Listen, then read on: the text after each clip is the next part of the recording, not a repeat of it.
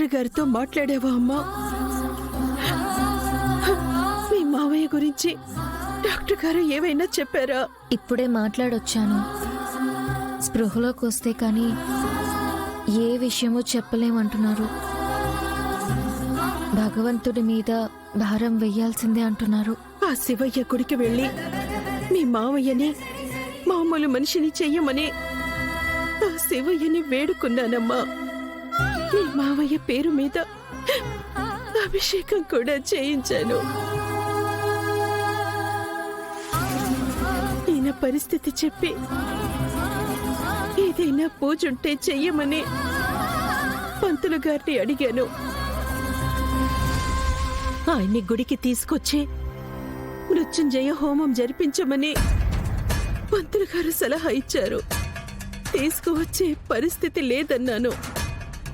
ఏదో ఒకలా తీసుకొస్తే ఆపై శివయ్య చూసుకుంటాడని పంతులు గారు అంటున్నారు. మరి ఆలోచించడం ఎందుకత్తయ్యా? తీసుకుని వెళ్దాం. ఎలా తీసుకువెళ్ళగలమమ్మా? డాక్టర్ గారు మనకి సాయం చేస్తున్నారు కదత్తయ్యా, అడుగుదాము. కాదనరు.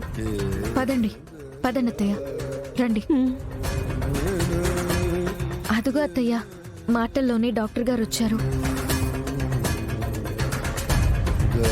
ఏమైంది? ఎందుకో కంగారు పడుతున్నట్టున్నారు? ఏం లేదు డాక్టర్ గారు, మృత్యుంజయ హోమం జరిపించాలి. పంతులు గారు మా మావయ్యని తీసుకుని రమ్మన్నారు. No, I can't accept. ఆయన స్పృహలో లేరు. వస్తారో లేదో కూడా తెలియదు. ఇలాంటి టైంలో ఎన్ని కదపడం హెవీ రిస్క్. ఆ హోమాలు అవి కావాలంటే ఆయన పేరు మీద మీరు చేయించండి.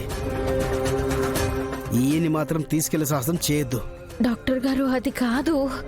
భూమి ప్లీజ్, ఈ విషయంలో నువ్వు నన్ను కన్విన్స్ చేయలేవు. ఈ టాపిక్ ని మనం ఇంతటితో ముగిస్తే మంచిది.